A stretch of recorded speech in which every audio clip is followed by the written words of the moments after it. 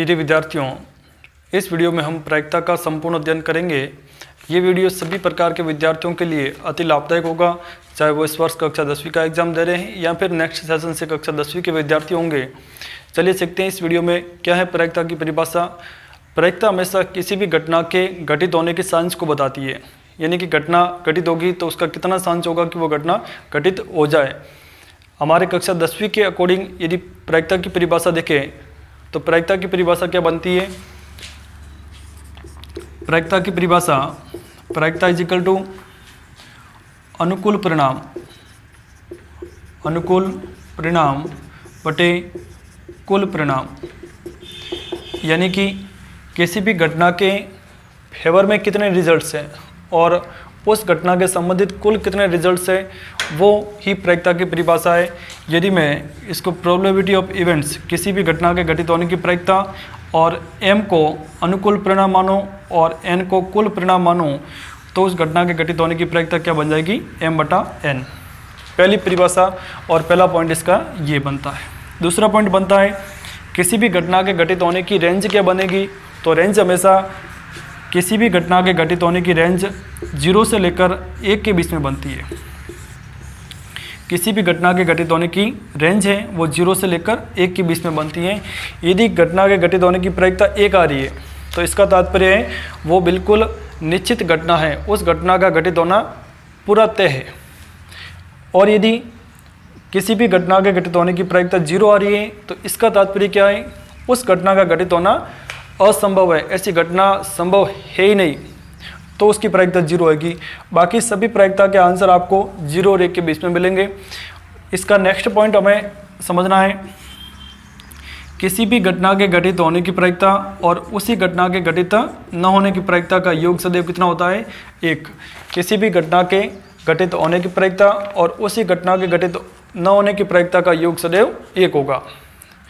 चलिए अब अपन एक एक घटना लेते हैं और उस घटना के संबंधित प्रश्न सोल्व करेंगे। पहला प्रश्न डिस्प्ले हो चुका है और पहले प्रश्न में आपको 2 प्रश्न मिलेंगे। आपको उसके उत्तर पहले से लिख के रखना है और मैं जैसे बोर्ड पर सोल्व करूं तो आपको चेक करना है कि अपना उत्तर सही है या गलत है। गलत है तो हमने क्या मिस्टेक की उसको सुधारिए। आप वीडियो को रोक लीजिए और फिर इसका हल कीजिए। चलिए देखते हैं प्रथम प्रश्न का उत्तर क्या क्या है। क्वेश्चन नंबर पहला है और पहला कह रहा है कि एक सिक्के को एक बार उछाला जाता है। एक सिक्के को एक बार उछाला जाता है। सिक्का के एक तरफ हेड है और एक तरफ टेल है। तो एक बार उछालेंगे तो कुल कितने रिजल्ट्स आएंगे, और मैंने पहले से स्पष्ट कर दिया कि कुल रिजल्ट को मैं n से शो कर रहा हूँ। तो मेरे पास कुल परिणाम यानी कि n कितना आएंगे, 2 आएंगे। और वो 2 कौन कौन से हैं, हेड और टेल। एक तो हेड आ सकता है या टेल आ सकता है, चित आ सकता है या पट आ सकता है। अब पहले का पहला प्रश्न आपसे पूछा गया है कि हेड प्राप्त होने की प्रायिकता बताइए। तो हेड होने की प्रायिकता तो हम कहेंगे अनुकूल परिणाम। अनुकूल परिणाम कितने, m है, m से दर्शाते हैं। और इसमें हेड कितने हैं, हम कहेंगे 1 ही है।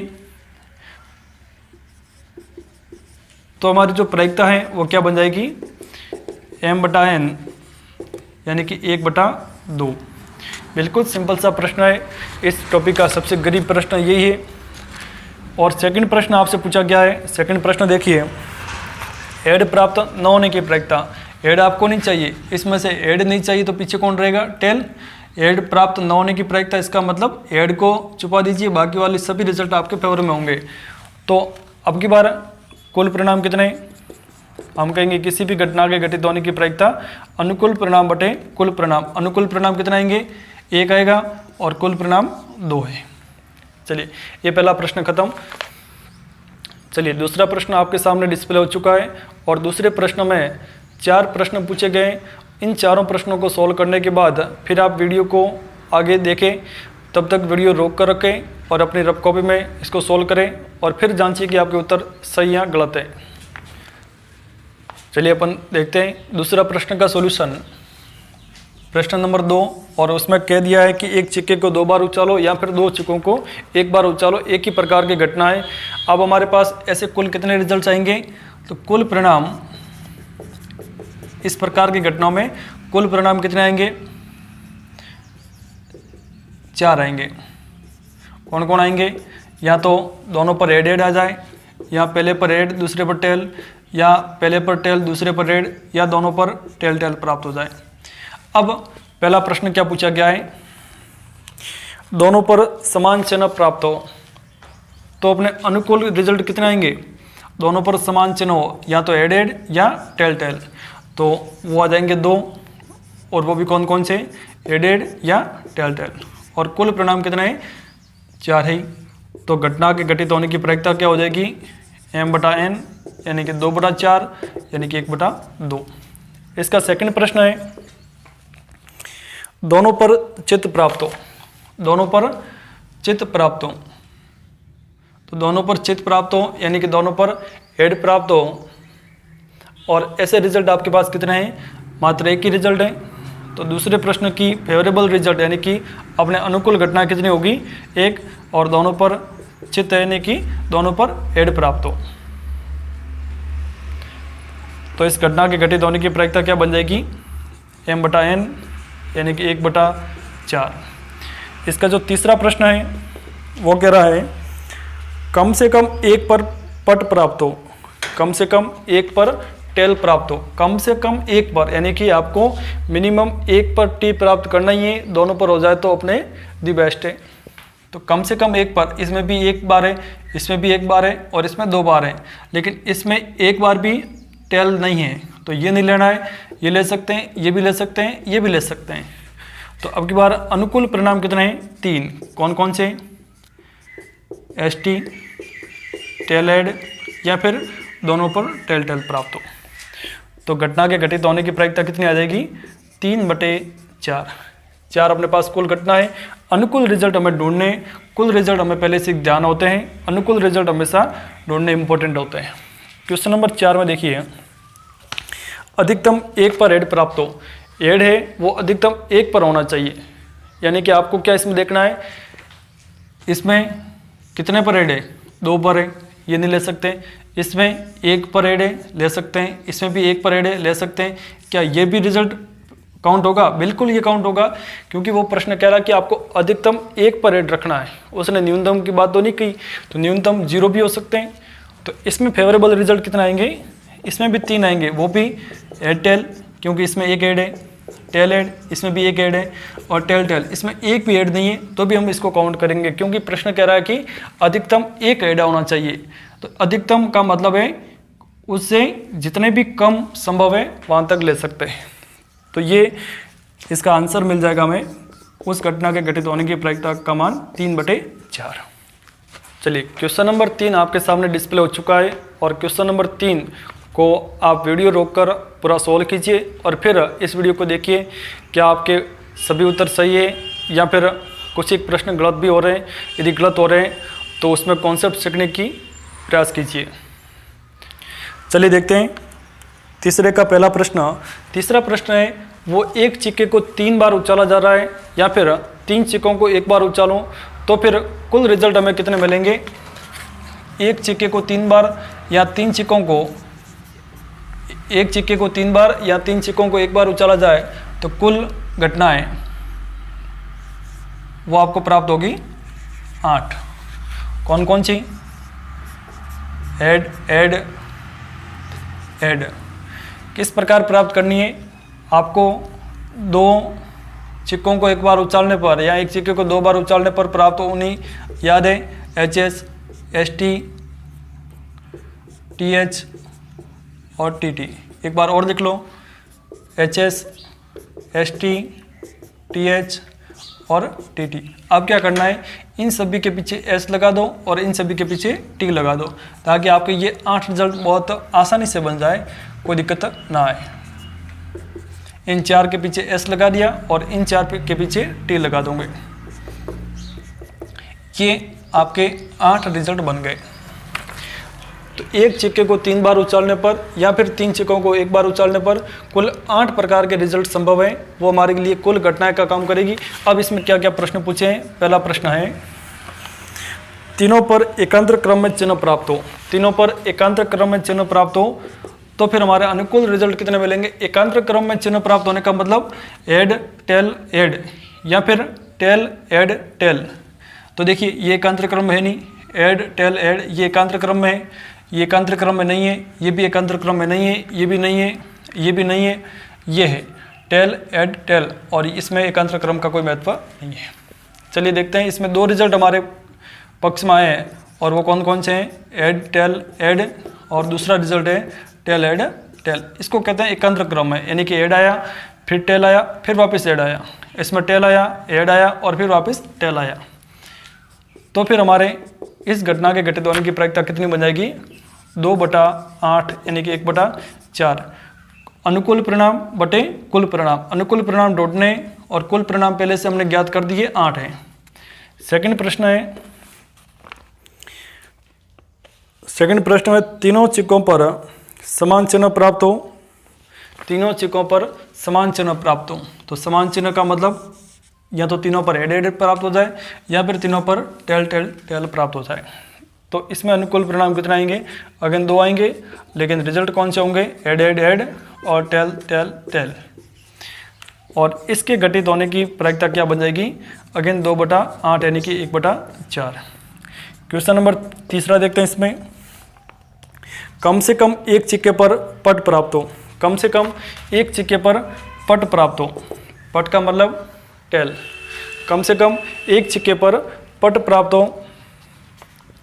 अब देखना है, कम से कम एक पर टी प्राप्त होना चाहिए, दोनों पर हो तो बेस्ट है।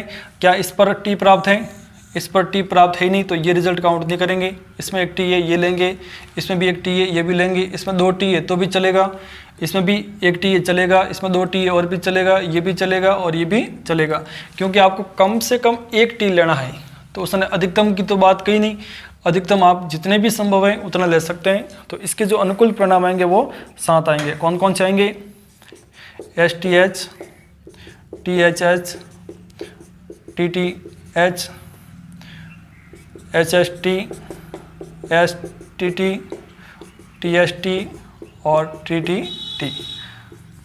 प्रश्न में क्या कहा था कि कम से कम एक पर टेल प्राप्त हो, तो इसमें तीनों पर एड है, कोई भी टेल प्राप्त नहीं है इसलिए इसको काउंट नहीं किया। इसमें एक टेल है, इसमें भी एक टेल है, इसमें 2 टेल है, इसमें एक टेल है, इसमें 2 टेल है, इसमें 2 टेल है और इसमें 3 टेल है। तो कम से कम एक का मतलब हो जाएगा कि आपको एक है तो भी बेस्ट है, 2 भी तो बेस्ट है और 3 है तो भी बेस्ट है। तो अपने अनुकूल रिजल्ट कितने हैं, 7। तो कुल घटना की प्रायिकता क्या बन जाएगी, 7/8। आपको क्या लिखना है, प्रश्न को एग्जाम में बिल्कुल व्यवस्थित रूप से लिखना पड़ेगा। यहाँ पर अपन आंसर की तरफ फोकस कर रहे हैं। किसी भी घटना के घटित होने की प्रायिकता अनुकूल परिणाम बटे कुल परिणाम, अनुकूल परिणाम 7 है और कुल परिणाम 8 है, इसलिए आंसर आ जाएगा 7/8। क्वेश्चन नंबर 4 है, इसमें अधिकतम एक सिक्के पर पट प्राप्त हो। अधिकतम एक सिक्के पर पट प्राप्त हो, तो बोलो आपको कितने पट चाहिए, मैक्सिमम एक, मिनिमम कोई रेंज नहीं बताई उसने, मिनिमम 9 हो तो भी चलेगा। तो इसमें कौन कौन से रिजल्ट आएंगे, हम कहेंगे इसमें ये रिजल्ट आएगा, क्यों, इसमें एक ही टेल है। ये भी रिजल्ट आएगा क्योंकि इसमें भी एक टेल है। ये नहीं आएगा, इसमें 2 टेल है, इसमें एक टेल है, ये भी रिजल्ट काम आएगा। ये काम नहीं आएगा, ये काम नहीं आएगा, ये भी काम नहीं आएगा। आपको अधिकतम कितने टेल चाहिए, हम कहेंगे अधिकतम एक टेल चाहिए। तो STH, THS और HST, और एक ये भी रिजल्ट काउंट होगा। क्यों, क्योंकि आपको अधिकतम का बताया है, न्यूनतम तो कितने भी संभव है, जितने प्रश्न में संभव हो सकते हैं उतने आप न्यूनतम ले सकते हो। न्यूनतम का मतलब हो जाएगा कोई भी टेल प्राप्त नहीं है। तो इसके अनुकूल परिणाम कितने आ जाएंगे, अनुकूल परिणाम m बराबर आ जाएंगे 1, 2, 3 और 4। और वो 4 कौन कौन से हैं, head head head, head tail head, tail head head और एड एड टेल। इन 8 में से आपको खोजने हैं कि अधिकतम एक टेल कितने पर है। तो ये 4 रिजल्ट ऐसे हैं जिसमें अधिकतम एक टेल है। अधिकतम यानी कि ऐसा कोई भी आपको इसमें ग्रुप नहीं मिलेगा जिसमें 2 टेल हो जाए, 3 टेल हो जाए, अधिकतम 1 है। न्यूनतम तो कितने भी संभव हो सकते हैं। चलिए, और इस घटना के घटित होने की प्रायिकता क्या बन जाएगी? 4/8 यानी कि 1/2। क्वेश्चन नंबर 5 की तरफ आगे बढ़ते हैं। अधिकतम 2 चिकों पर एड प्राप्त हो, अधिकतम 2 चिकों पर एड प्राप्त हो, तो आपको अधिकतम कितने ऐड चाहिए? 2, यानी कि 2 ऐड भी ले सकते हो, 1 ऐड ले सकते हो, और ऐड की संख्या 0 भी ले सकते हो। अधिकतम 2 ऐड का मतलब, अधिकतम 2 ऐड का तात्पर्य क्या हो जाएगा? यानी कि 2 ऐड वाले भी लेंगे, 1 ऐड वाले भी लेंगे, और 0 ऐड वाले भी लेंगे। ठीक है, तो ये भी रिजल्ट लेंगे, ये भी रिजल्ट लेंगे, और ये भी रिजल्ट लेंगे। 2 से ज़्यादा नहीं जाना है, अधिकतम 2 तक जाना है। तो कौन कौन से आएंगे? क्या पहला रिजल्ट आएगा? बिल्कुल नहीं आएगा, क्योंकि इस पर 3 ऐड है, इसमें 2 ऐड लेंगे। तुम्हारे फेवरेबल रिजल्ट है, उसमें पहला आ जाएगा STH, ये इसमें भी 2 ऐड लेंगे। तीसरा 1 ऐड बिल्कुल लेंगे, तीसरा 2 ऐड बिल्कुल लेंगे, 1 ऐड बिल्कुल लेंगे, 1 ऐड बिल्कुल लेंगे TST, और 1 भी ऐड नहीं है, ये भी लेंगे। तो इसका मतलब ये 7 रिजल्ट अपने पक्ष में आ जाएंगे। तो m का मान 7 हो जाएगा, और उस घटना के घटित होने की प्रायिकता कितनी हो जाएगी? 7/8। मेरे हिसाब से सभी के उत्तर सही होते होंगे। आपको जांचते रहना है, यदि आपका कोई प्रश्न गलत होता है तो उसको व्यवस्थित रूप से समझना है, और एग्जाम में यदि इस प्रकार के प्रश्न आते हैं तो बिल्कुल गलती नहीं करना है। ये सभी अपने चिक्कों के संबंधित प्रश्न थे। चलिए, क्वेश्चन नंबर 4 आपके सामने डिस्प्ले हो चुका है, और क्वेश्चन नंबर 4 में एक पासे को एक बार फेंका जा रहा है, और उसके संबंधित 5 प्रश्न हैं, और उन 5 प्रश्नों को आपको पहले से हल करना है। वीडियो को रोक लीजिए और फिर इस प्रश्न के उत्तर देखते हैं। चलिए, क्वेश्चन नंबर 4 को सॉल्व करते हैं यहाँ से। और क्वेश्चन नंबर 4 में कह रहा है कि एक पासे को एक बार फेंका जाता है। हम जानते हैं कि पासे पर कितनी फलक होती है?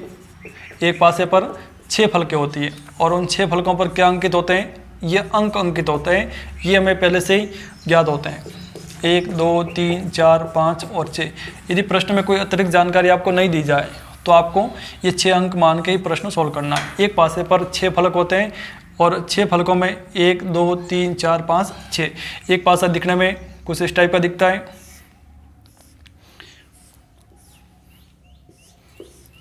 जिसमें 3 फलक आपको सामने से दिखेगी और 3 फलक इनके पीछे होगी।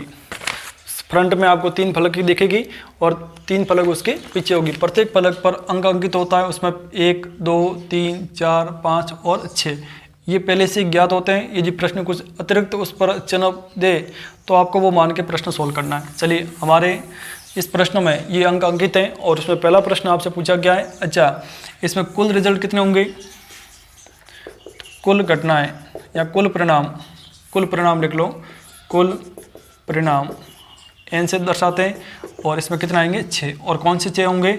1, 2, 3, 4, 5, 6। ये 6 अंक हैं, वो हमारे लिए कुल परिणाम का काम करेंगे। चलिए देखते हैं इसमें पहला प्रश्न। उस पर प्राप्त अंक सम संख्या हो। बिल्कुल ईजी है। तो हमारे अनुकूल परिणाम क्या बन जाएंगे? वो क्या हो सकता है? सम संख्या, जिसमें 2 का पूरा भाग जाए। 2 हो सकता है, 4 हो सकता है, या 6 हो सकता है। इनमें से कोई अंक लेना है। 2, 4 और 6। बोलो कितने आए? 3 रिजल्ट आए, 1, 2 और 3। तो हमारी प्रायिकता क्या बन जाएगी? m/n, यानी कि 3/6 यानी कि 1/2। सेकंड प्रश्न इसमें, उस पर प्राप्त अंक 3 का गुणज हो। किसी भी का भी गुणज का तात्पर्य है कि उसकी टेबल में वो आना चाहिए। तो आप 3 का गुणज है तो 3 का पारा बोल दीजिए। 3 के बाद 6 आता है। तो आपके पास इसमें कितने फेवर में रिजल्ट दिख रहे हैं? 2 रिजल्ट फेवर में आ रहे हैं। एक तो 3 आ रहा है, एक 6 आ रहा है। यानी कि 3 और 6 दोनों 3 के गुणज है, और कोई 3 का गुणज नहीं है। किसी भी का भी गुणज पूछे तो उसकी टेबल आपको लिख लेनी है, और यदि आपके कुल परिणाम में वो शामिल है तो वो उसको शामिल यहाँ कर दीजिए। तो इसकी प्रायिकता क्या बन जाएगी? ये 2 रिजल्ट हैं, 2/6 यानी कि 1/3। क्वेश्चन नंबर 3 आपसे पूछा गया है, उस पर प्राप्त अंक एक अभाज्य संख्या हो। इसमें अभाज्य संख्या कितनी? हम कहेंगे इसमें अभाज्य संख्या अभाज्य संख्या एक ऐसी संख्या होती है जिसमें न तो, चलिए क्वेश्चन नंबर 3 में पूछा है कि प्राप्त संख्या एक अभाज्य संख्या हो, और अभाज्य संख्या का तात्पर्य है कि एक ऐसी संख्या जिसमें स्वयं और एक के अलावा किसी तीसरी संख्या का भाग न जाए। तो वो आपको लिस्ट में याद भी रखनी है, आपको अपने कॉपी में 1 से 50 तक लिखने की प्रैक्टिस भी करनी है। और मैं कुछ बोल रहा हूँ, एक अभाज्य संख्या नहीं होती है, एक न तो अभाज्य है न भाज्य है, 2 बिल्कुल अभाज्य संख्या है, 3 अभाज्य संख्या है, 4 नहीं है। क्यों?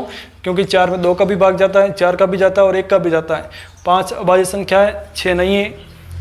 तो फिर कौन कौन सी है, मैं कुछ एक लिख रहा हूँ। 2 है, 3 है, 5 है, 7 है, 9 नहीं है, फिर 11 आएगी, फिर 13 आएगी, फिर 17 आएगी, फिर 19 आएगी, फिर 23 आएगी, फिर 29 आएगी। इस प्रकार आगे बढ़ती जाती है। आपको 1 से लेकर 50 तक अभाज्य संख्या लिखने की प्रैक्टिस करनी है, क्योंकि एग्जाम में ये महत्वपूर्ण प्रश्न बनेगा। इस श्रृंखला में भी हम एक प्रश्न आगे लेकर आएंगे, तब चर्चा करेंगे। चलिए, यहाँ पर अपने अनुकूल परिणाम कितने हो जाएंगे? अभाज्य संख्या कौन कौन सी? 2 है, 3 है और 5 है। कितनी है? 3 रिजल्ट अपने पक्ष में है। तो प्रायिकता क्या बनेगी?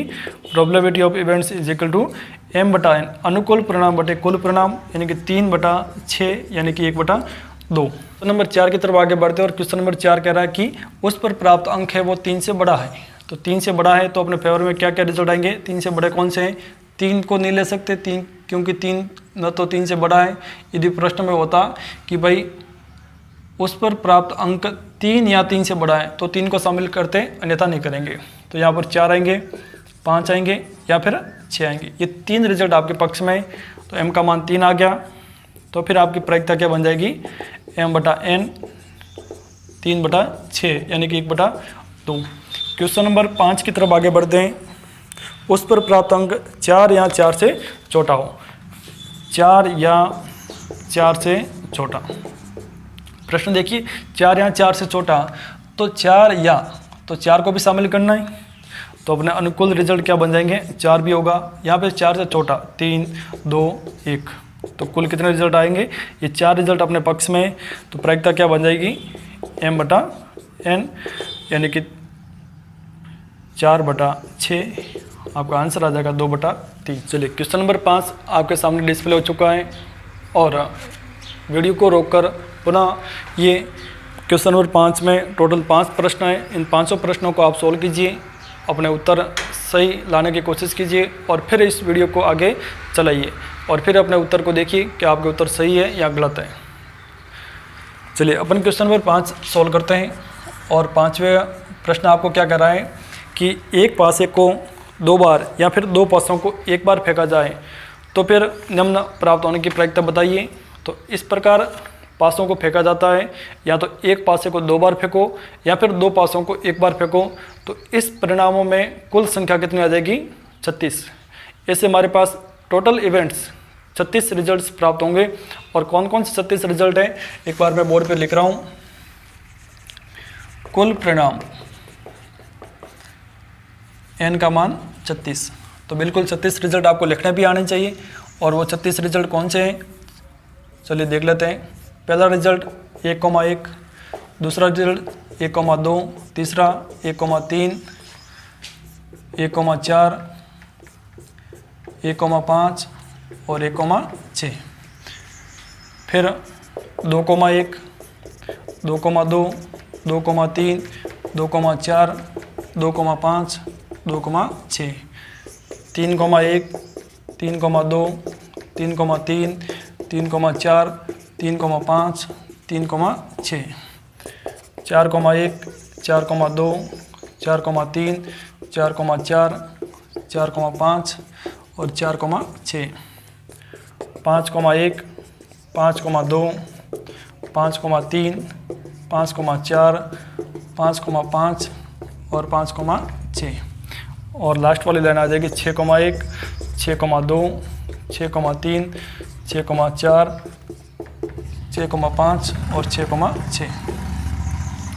इस प्रकार ये टोटल 36 रिजल्ट आएंगे जब एक पासे को 2 बार या 2 पासों को 1 बार फेंका जाए। यानी कि इसका तात्पर्य क्या है, पहले पासे पर भी प्राप्त 1 अंक आया, दूसरे पर भी 1, पहले पर 1 दूसरे पर 2, पहले पर 1 दूसरे पर 3, पहले पर 1 दूसरे पर 4, इसका तात्पर्य पहले पर 6 और दूसरे पर 5। ये आपको अंक दर्शाते हैं। तो इस प्रकार के 36 कॉम्बिनेशन सेट हो सकते हैं।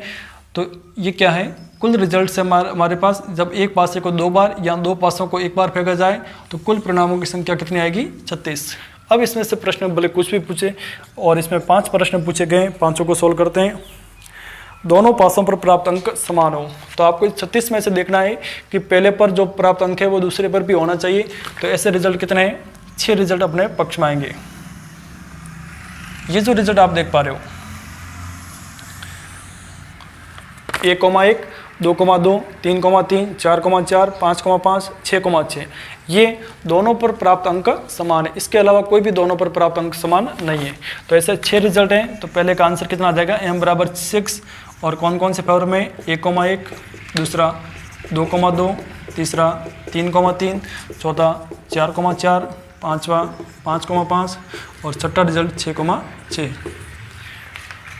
तो प्रायिकता क्या बन जाएगी, m/n, यानी कि 6/36, 1/6।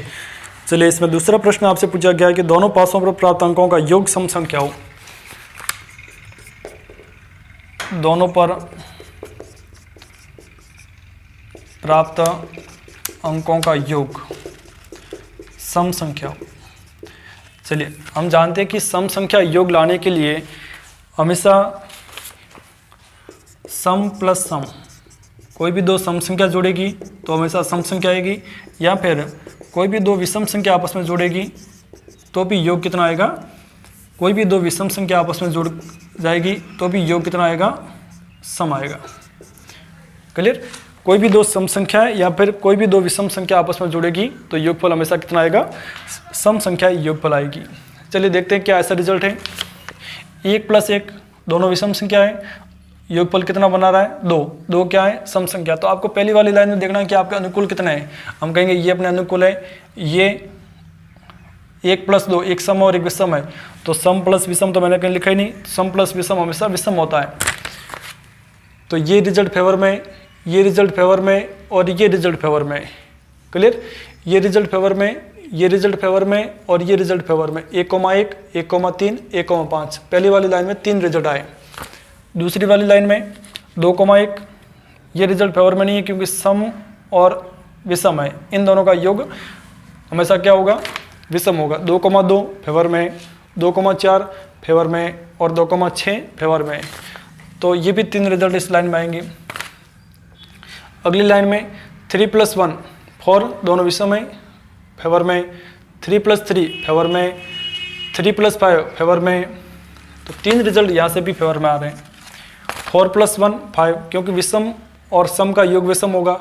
4 + 2 फेवर में, 4 + 4 फेवर में, 4 + 6 फेवर में। तो यहाँ से भी 3, इसी प्रकार इनमें से भी 3, इसमें से भी 3। तो टोटल आपके पास ये कितने रिजल्ट प्राप्त हो जाएंगे, 18 रिजल्ट प्राप्त होंगे। तो यहाँ पर अनुकूल परिणाम कितना आ जाएंगे, 18, और 18 के 18 रिजल्ट आप लिख सकते हो।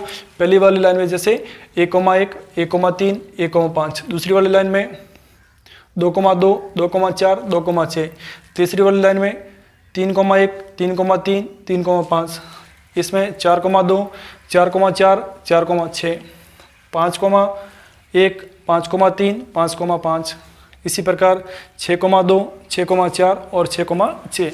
ये 18 रिजल्ट है जो योगफल कैसा बना रहे हैं, सम, और पीछे वाले 18 विषम बना रहे हैं।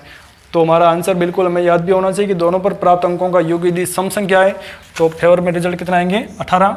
तो कुल घटना घटित होने की प्रायिकता क्या बन जाएगी, 18/36 यानी कि 1/2। इस प्रश्न में ऐसा भी पूछते हैं कि दोनों पर प्राप्त अंकों का योग विषम संख्या आने की प्रायिकता बताइए, तो भी अपने अनुकूल कितना आते हैं परिणाम, 18 ही आते हैं। 18 रिजल्ट दूसरे होते हैं जो हमने इसमें नहीं लिए वो इसमें काउंट हो जाते हैं। चलिए इसका तीसरा प्रश्न है, दोनों पर प्राप्त अंकों का योग 7 हो। चलिए योग का कॉन्सेप्ट है तो ये हमें ध्यान भी होना चाहिए। योग कहाँ से स्टार्ट होता है, योग हम कहेंगे 1 + 1 2, इनसे कोई छोटा योग संभव ही नहीं है। और मैक्सिमम 6 + 6 12, यानी कि 2 से लेकर 12 के बीच में योग संभव है। तो योग 2 हो सकता है, 3 हो सकता है, 4 हो सकता है, 5 हो सकता है, 6 हो सकता है, 7 हो सकता है, 8 हो सकता है, 9 हो सकता है, 10 हो सकता है, 11 हो सकता है या फिर 12 हो सकता है। हम कहेंगे योग 2 आने के संभावित रिजल्ट कितने आपको दिख रहे हैं, तो हम कहेंगे 1 + 1 2 होता है और कोई भी रिजल्ट ऐसा नहीं है जिसमें 2 योग बन रहा है। तो इसके कितने पक्ष में रिजल्ट आ रहे हैं, एक ही रिजल्ट आ रहा है और वो कौन है, 1,1। 3 आने के फेवर में 2 रिजल्ट हैं, कौन कौन से, 1,2 और दूसरा रिजल्ट 2,1। एक तो आपका रिजल्ट बन जाएगा 1,2 और दूसरा रिजल्ट बन जाएगा 2,1। चलिए 4 आने के फेवर में 3 रिजल्ट पक्ष में आएंगे, 5 आने के 4 रिजल्ट पक्ष में आएंगे, 6 आने के 5 रिजल्ट पक्ष में आएंगे, 7 आने के 6 रिजल्ट पक्ष में आएंगे। चलिए ये भी हमें ध्यान रखना है। 4 आने के 3 रिजल्ट कौन से, 4 आने के पहली वाली लाइन में 1 + 3 4 बन रहा है, दूसरी वाली लाइन में 2 + 2 4 बन रहा है, तीसरी वाली लाइन में 3 + 1 4 बन रहा है। तो ये 3 रिजल्ट अपने पक्ष में आएंगे। 5 आने के 4 रिजल्ट पक्ष में आएंगे, इसी प्रकार 6 आने के 5 रिजल्ट पक्ष में आएंगे, 7 आने के 6 रिजल्ट पक्ष में आएंगे।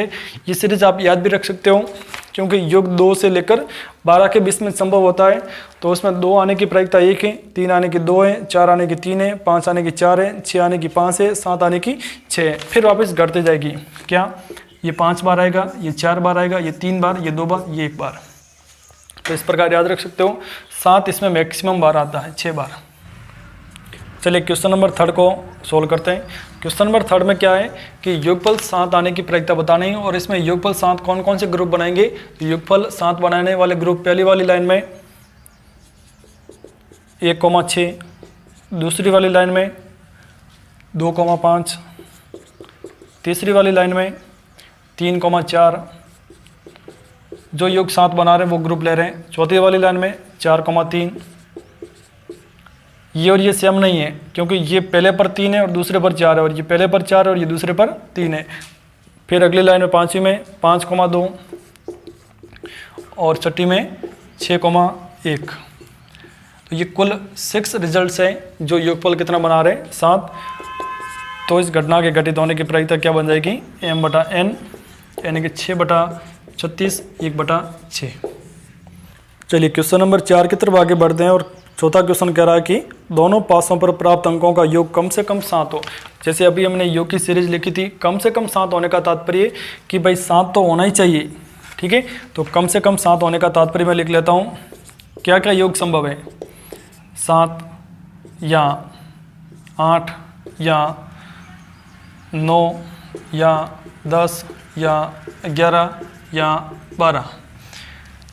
यहाँ का मतलब है कि कम से कम 7 तो होना जरूरी है।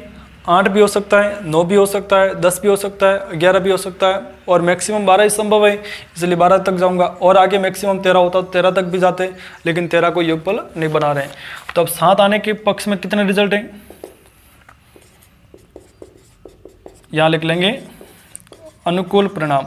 अनुकूल परिणाम 7 आने के फेवर में कितने, अभी पीछे वाले प्रश्न में देखा था, इससे 6 रिजल्ट आए थे, 1,6, दूसरे में 2,5, 3,6, 4,3, 5,2 और 6,1।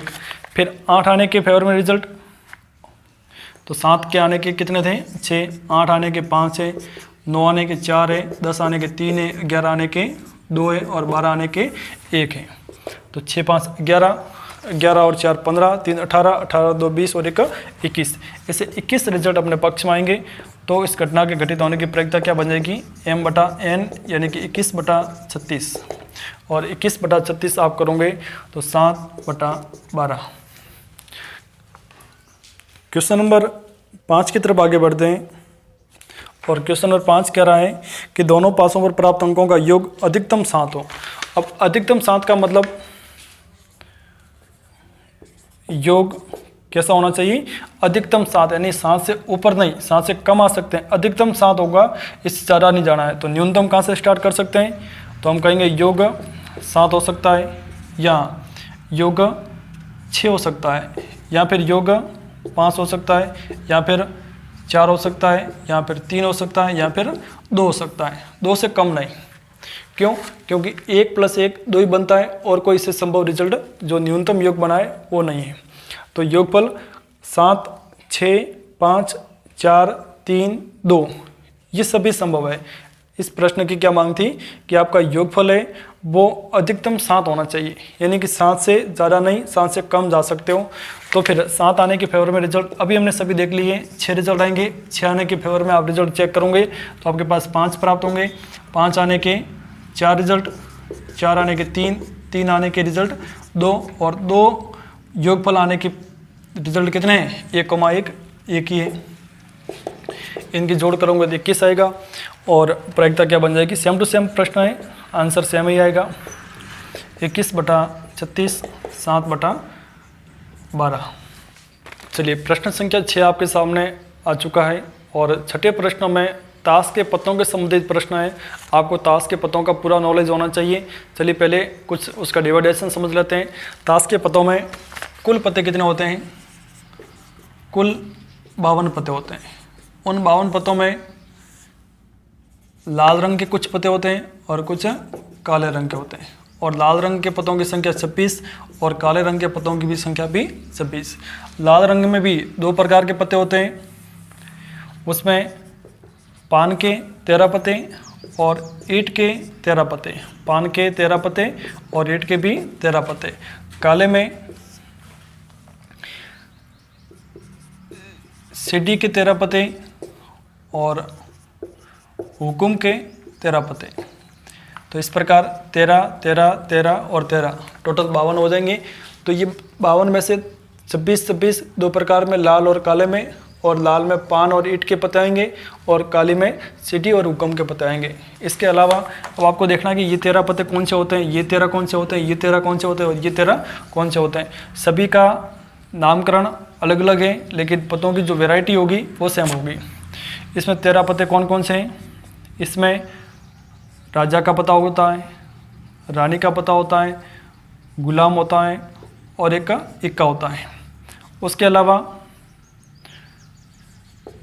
2, 3, 4, 5, 6, 7, 8, 9 और 10 ये अंक अंकित होते हैं उस पत्तों पर, कार्ड्स पर।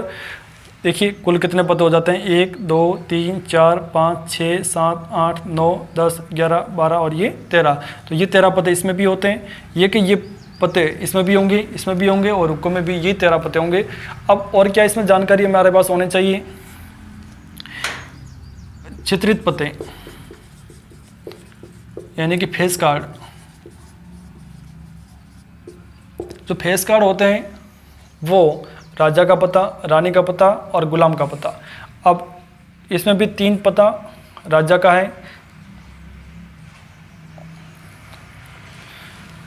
चलिए और हमें क्या जानकारी होनी चाहिए? हमारे पास चित्रित पत्ते यानी कि फेस कार्ड, और फेस कार्डों की संख्या कितनी होती है? हम कहेंगे पूरे ताश के पत्तों में ऐसे 12 पत्ते होते हैं। क्लियर? 12 पत्ते कौन कौन से? राजा, रानी और गुलाम। 3 पत्ते यहाँ, 3 पत्ते यहाँ, 3 पत्ते यहाँ और 3 पत्ते यहाँ, टोटल 12 पत्ते होते हैं। एक हमारे पास प्रश्न आता है ऑनर पत्ते। ऑनर पत्ते में 16 पत्ते आएंगे। कौन कौन से? उसमें राजा, रानी, गुलाम और इक्का। तो 4 पत्ते यहाँ, 4 पत्ते यहाँ, 4 पत्ते सीढ़ी में और 4 पत्ते हुकुम में। एक और आते हैं दरबारी पत्ते। दरबारी पत्ते टोटल होते हैं 12। कौन कौन से? राजा, रानी, गुलाम। 3 यहाँ पर होंगे, 3 ईंट में होंगे, 3 सीढ़ी में होंगे, 3 हुकुम में होंगे। टोटल 12 पत्ते होंगे ताश के पत्तों में। तो इतनी हमारे पास यदि जानकारी है तो ताश के पत्तों के संबंधित प्रायिकता का कोई भी प्रश्न अपन सॉल्व कर सकते हैं। तो आपके सामने प्रश्न लिखे हुए हैं। टोटल प्रश्नों की संख्या 10 है और 10 के 10 प्रश्न आपको वीडियो को पॉज करके फटाक से लिखना है। चलिए देखते हैं फिर किस प्रकार आपने सही किया या गलत किया। चलिए उत्तर जांचते हैं। प्रथम प्रश्न है कि वह पत्ता लाल रंग का गुलाम हो। लाल रंग का गुलाम हो, लाल रंग के बोलो ये पत्ते और लाल रंग का गुलाम यहाँ पर आएगा और एक यहाँ पर आएगा, तो लाल रंग के गुलाम के पते कितने होंगे? 2। किसी भी सिंगल पता यानी कि राजा का पता पूरे ताश के पतों में 4 बार आएगा, एक यहाँ, एक यहाँ, एक यहाँ और एक यहाँ। ये कह रहा है लाल रंग का गुलाम, लाल रंग का गुलाम एक तो यहाँ पर आएगा पान में और एक आएगा ईंट में। तो पहले का आंसर आपके क्या आ जाएगा? मैं सीधा आंसर लिख रहा हूँ, आपको अनुकूल परिणाम कुल परिणाम सब कुछ लिख के सही व्यवस्थित रूप से लिखना है। वह पता लाल रंग का गुलाम हो, लाल रंग के गुलाम होने की प्रक्रिया कितनी हो जाएगी? 2/52 यानी कि 1/26। दूसरा प्रश्न, वह पता राजा का हो, तो बोलो वह पता राजा का हो, उसने कोई बाउंड्री आपको नहीं बनाई। राजा के पते यहाँ पर भी होता है, पान में भी, ईंट में, सिटी और हुक्म में, तो टोटल 4 पते होते हैं। 4/52 यानी कि ये हो जाएगा 1/13। तीसरा प्रश्न, वह पता काले रंग का दरबारी पता हो, काले रंग का दरबारी पता, दरबारी पते बोलो कितने होते हैं? हम कहेंगे दरबारी पते राजा, रानी और गुलाम, और वो काले रंग के, तो 3 यहाँ पर होंगे और 3 यहाँ पर होंगे, टोटल कितने हो जाएंगे? 6/52 और 6/52 यानी कि 3/26। क्वेश्चन नंबर 4 में देखते हैं, वह पता ऑनर पता हो, ऑनर पताओं की संख्या टोटल 16 होती है, तो 16/52 ये हो जाएगा 8/26 यानी कि 4/13। क्वेश्चन नंबर 5 की तरफ आगे बढ़ते हैं। 5वां कह रहा वह पता चित्रित पता हो, फेस कार्ड हो, फेस कार्ड की संख्या कितनी है? 12। वह कह रहा कि वह पता चित्रित पता हो यानी कि ताश के कुल 52 पतों में से देखना है, तो आपके पास 16 चित्रित पते टोटल 12/52 ये हो जाएगा 6/26 यानी कि 3/13। क्वेश्चन नंबर 6 की तरफ आगे बढ़ते हैं। क्वेश्चन नंबर 6 कह रहा कि वह पता पान का इका हो, पान का इका, पान के पत्तों में ये आ गया, पान का इका बोलो कितने? एक ही पता, 1/52। क्वेश्चन नंबर 7 की तरफ आगे बढ़ते हैं। क्वेश्चन नंबर 7 कह रहा वो पता हुक्म का पता हो, हुक्म के बोलो कितने पते? 13 पते, तो 13/52 यानी कि ये हो जाएगा 1/4। क्वेश्चन नंबर 8 की तरफ आगे बढ़ते हैं और 8 कह रहा कि वह पता ईंट का राजा हो, बोलो ईंट का राजा, ईंट के राजा के पते कितने? 1/52। क्वेश्चन नंबर 9 की तरफ आगे बढ़ते हैं और क्वेश्चन नंबर 9 कह रहा है कि वह पता काले रंग का हो, बोलो काले रंग के पतों की संख्या 26, तो 26/52 यानी कि 1/2। और जो आपका लास्ट क्वेश्चन है 10वां, और 10वें में कह रहा है कि वह पता इक्का हो, बोलो इक्के कितने? टोटल 4 है, तो 4/52 यानी कि 1/13। इस प्रकार के ताश के पतों के संबंधित प्रश्न थे। बहुत सारे अच्छे अच्छे प्रश्न बन सकते हैं और हमें थोड़ा इसके बारे में नॉलेज है, तो सभी प्रकार के प्रश्नों के उत्तर बिल्कुल इजीली तरीके से दे सकते हैं। चलिए, क्वेश्चन नंबर 7 आपके सामने डिस्प्ले हो चुका है और 7वें प्रश्न में लिखा हुआ है कि किसी भी साधारण या अलीफ वर्ष में 53 रविवार, 53 सोमवार होने की प्रयोक्ता, 53 सोमवार न होने की प्रयोक्ता और 52 सोमवार होने की प्रयोक्ता। आप वीडियो को पॉज कीजिए और इन प्रश्नों के उत्तर देने की कोशिश कीजिए। चलिए हम देखते हैं इस प्रश्नों के उत्तर क्या है। 7वें का जो कॉन्सेप्ट होगा वह किसी भी वर्ष में, तो साधारण वर्ष में कुल दिनों की संख्या कितनी? 365 दिन, 365 दिन होते हैं और इसमें 52 सप्ताह, यानी कि इसमें मैं 7 का भाग दूंगा तो 52 बार पूरा जाएगा और एक दिन शेष पल आएगा, एक दिन शेष पल रहेगा, तो 52 सप्ताह पूरे बनते हैं और एक दिन एक्स्ट्रा रहता है। तो इसका तात्पर्य क्या है कि 52 कोई भी वार होंगे, ठीक है।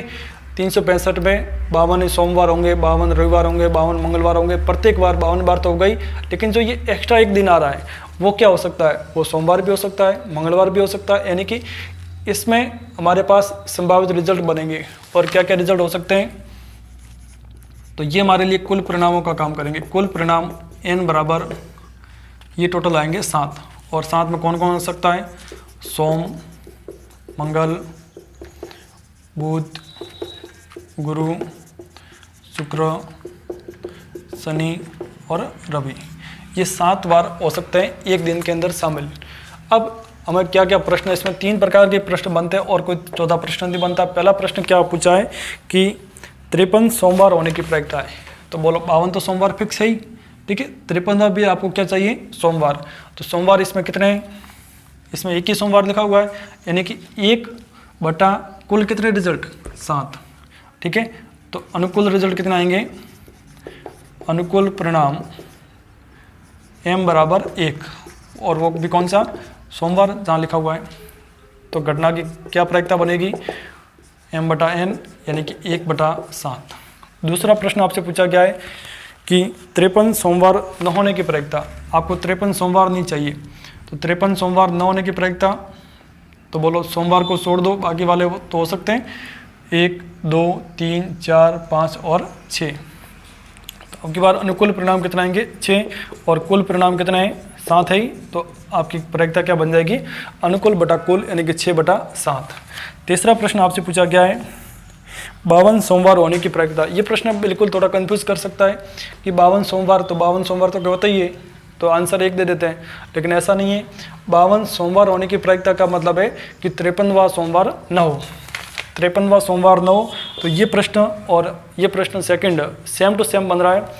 ये कहने का तात्पर्य क्या है कि 52 सोमवार होने की प्रायिकता का मतलब है कि 53वां सोमवार आपको नहीं चाहिए, तो 53वां सोमवार नहीं चाहिए, इसका मतलब अभी अनुकूल परिणाम कितना आएंगे 6 और कुल परिणाम 7 है ही, तो प्रायिकता क्या बन जाएगी 6/7।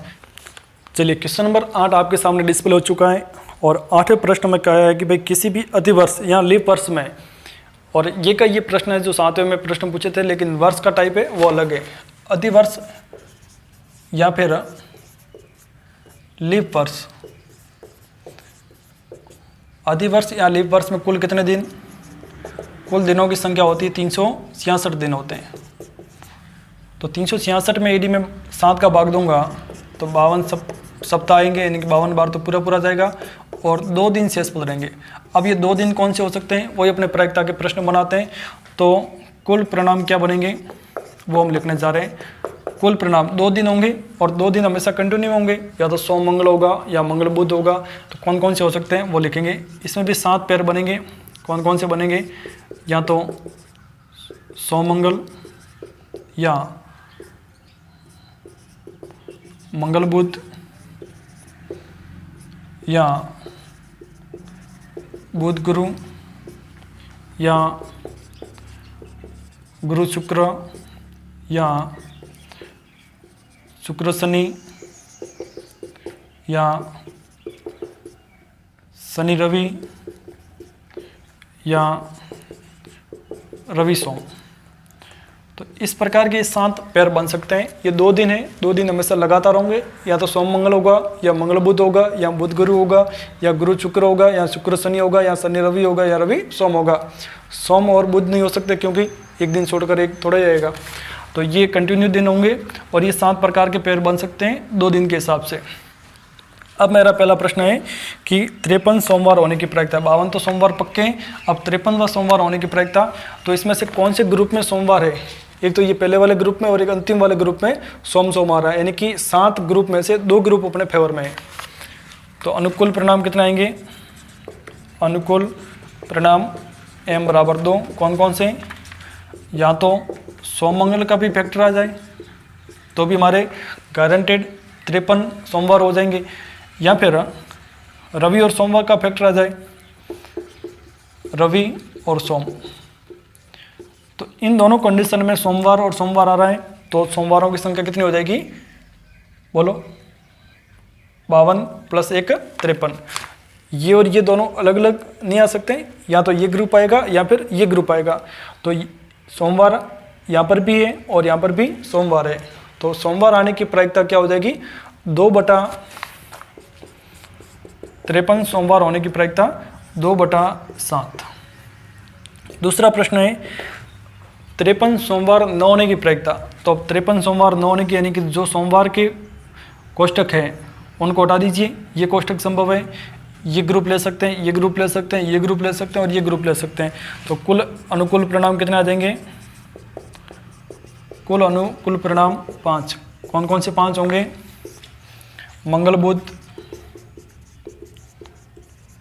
या फिर बुध गुरु या फिर गुरु शुक्र या फिर शुक्र शनि या फिर शनि रवि।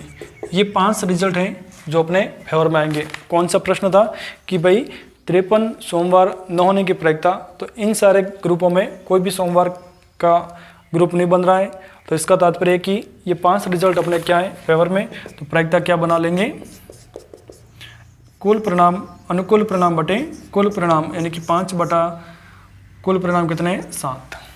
और अगला जो प्रश्न पूछा गया है कि 52 सोमवार होने की प्रायिकता, तो 52 सोमवार होने की प्रायिकता या फिर 53 सोमवार न होने की प्रायिकता, एक ही टाइप का प्रश्न है। 52 सोमवार होने की प्रायिकता का तात्पर्य क्या निकलता है कि 53वां सोमवार न हो। तो ये दूसरा और तीसरा प्रश्न सेम है।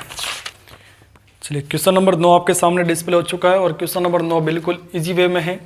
कह रहा है कि भाई किसी बक्से में 35 कार्ड है और जिस पर 1 2 3 4 5 6 इस प्रकार 35 तक संख्या लिखी हुई है। प्रत्येक कार्ड पर एक अंक, एक संख्या अंकित है और फिर उसमें से एक कार्ड निकाला जाता है। तो फिर जो भी आपको प्रश्न पूछे गए हैं आप वीडियो को पॉज कीजिए और सॉल्व कीजिए, फिर देखते हैं इसके आंसर। पहला प्रश्न है, उस कार्ड पर प्राप्त संख्या एक अभाज्य संख्या हो। यदि आप एक कार्ड निकाल रहे हो और उस पर अभाज्य संख्या होने की प्रायिकता है तो आपको 1 से लेकर 35 तक अभाज्य संख्या होनी चाहिए याद। और अभाज्य संख्या कौन कौन सी होती है एक बार मैं लिख रहा हूँ। अभाज्य संख्या प्राप्त हो 1 से लेकर 35 के बीच में कौन कौन सी अभाज्य संख्या होगी, तो 2 हो सकता है, 3 हो सकता है, 5 हो सकता है, 7 हो सकता है, 11 हो सकता है, 13 हो सकता है, 17 हो सकता है, 19 हो सकता है, 23 हो सकता है, 23 के बाद 29 हो सकता है, 29 के बाद 31 हो सकता है और 31 के बाद ये 31 तक की होगी क्योंकि 32 33 में भी भाग जाता है, 34 में भी भाग जाता है और 35 में भी भाग जाता है। तो ऐसे कितने रिजल्ट पक्ष में आ जाएंगे, 1 2 3 4 5 6 7 8 9 10 और 11 रिजल्ट आपके पक्ष में आएंगे। तो अनुकूल परिणाम कितने हो जाएंगे। ऐसे प्रश्नों में अभाज्य संख्याओं का ही प्रश्न इंपॉर्टेंट है, इसलिए आपको 1 से लेकर 50 तक अभाज्य संख्या लिखने की प्रैक्टिस करनी चाहिए। और आप यदि 1 से 50 तक अभाज्य संख्या लिखोगे तो टोटल 15 प्राप्त होंगी। 1 से 100 तक अभाज्य संख्या लिखोगे तो आपको ऐसी अभाज्य संख्याओं की संख्या 25 प्राप्त होंगी और 1 से 30 के बीच में लिखोगे तो 10 प्राप्त होंगी। तो अनुकूल परिणाम कितने हो जाएंगे, 11। कुल परिणाम, अच्छा कुल परिणाम कितने, बक्से के अंदर 35 कार्ड है तो वो अपने लिए कुल परिणामों का काम करेंगे। तो घटना की प्रायिकता क्या बन जाएगी, m/n यानी कि 11/35। क्वेश्चन नंबर 2 की तरफ आगे बढ़ते हैं और क्वेश्चन नंबर 2 कह रहा है कि कार्ड पर प्राप्त संख्या 7 का गुणज हो। तो अनुकूल परिणाम क्या, कुल परिणाम अपने पास थे 35 और अनुकूल परिणाम क्या आ जाएंगे, 7 का गुणज चाहिए। 7 का गुणज क्या क्या हो सकता है, यानी कि 7 का पारा लिख लो, 7 14 21 28 और 35। तो 5 रिजल्ट आ जाएंगे अनुकूल। तो प्रायिकता क्या बन जाएगी, m/n यानी कि 5/35। 5/35 का मतलब 1/7। तीसरा प्रश्न है अपने पास, इसमें तीसरा प्रश्न कह रहा है कि कार्ड पर प्राप्त संख्या 2 अंकों की हो। अब 2 अंकों की संख्या, तो अनुकूल परिणाम लिखता हूँ डायरेक्ट। अनुकूल परिणाम कहाँ से स्टार्ट हो रही है, 2 अंकों की संख्या 10 से स्टार्ट होगी, 11 12 13 ऐसे कहाँ तक, 35 तक। तो ये कुल संख्या कितनी है, हम कहेंगे 1 से लेकर 35 तक 35 अंक होते हैं, 35 संख्या होती है और उसमें से कम कितनी है, 9। 35 में से 9 कम कर दीजिए, आपके पास आंसर कितना आ जाएगा, 26। तो ऐसे 26 रिजल्ट अपने पक्ष में, m का मान 26, n का मान 35। तो आपका आंसर क्या आ जाएगा, 26/35। क्वेश्चन नंबर तीसरा देखते हैं। तीसरा कह रहा है कि ये तीसरा ही था, चौथा क्वेश्चन देखते हैं।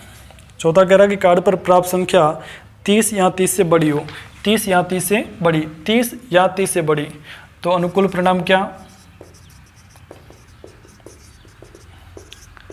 30 31 32 33 34 और 35, ये कुल 6 रिजल्ट आएंगे, 1 2 3 4 5 6। तो m का मान 6 आ जाएगा, n का मान अपने पास 35 है ही। तो प्रायिकता क्या बन जाएगी, 6/35। चलिए क्वेश्चन नंबर 5वां देखते हैं, अंतिम प्रश्न है। कार्ड पर प्राप्त संख्या सम पूर्णांक हो। कैसे पूर्णांक हो, सम पूर्णांक हो। 1 से लेकर 35 के बीच में सम पूर्णांक कितने, पूर्णांक का मतलब सभी पूर्णांक ही, वैसे 1 2 3 4 5 6 सभी पूर्णांक ही है और इसमें सम संख्या कौन सी है। तो अपने अनुकूल परिणाम क्या होंगे, अनुकूल परिणाम। तो अनुकूल परिणाम में 2 आएगा, 4 आएगा, 6 आएगा, 8 आएगा, ऐसे करते करते कहाँ तक, 34 तक। और कितनी संख्या आएगी, 17। क्लियर। और यदि ये कहता कि प्राप्त संख्या एक विषम पूर्णांक हो, तो विषम पूर्णांकों की संख्या कितनी हो जाएगी, 18 हो जाएगी। तो तो प्रायिकता क्या बन जाएगी 17/35। चलिए आपके सामने क्वेश्चन नंबर 10 डिस्प्ले हो चुका है। 10वां प्रश्न क्या है, कविता और सविता। कविता और सविता के साधारण वर्ष में यानी कि अलिफ वर्ष में जन्म दिवस समान होने की प्रायिकता बताइए।